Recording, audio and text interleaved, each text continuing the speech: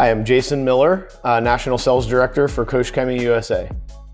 The history with Detail King and I stems back to the early 2000s. I came into the store, I was a detail shop manager for a car wash chain here in Pittsburgh.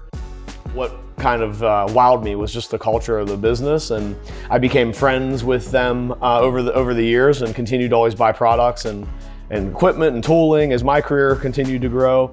And what's so kind of cool and surreal is here we are now 23 years later from the first time I talked with Bill or the first time I talked to one of the guys, and I'm actually teaching and sitting next to Nick and helping teach a 3-day craftsman weekend of course training. So super cool. It's a very all-around, well-rounded kind of program. So if you're a new entrepreneur starting your company, you learn a lot about how to grow the business, how to scale the business, you know, whether you want to have an LLC or an S corporation, incorporation, there's a lot of that kind of stuff.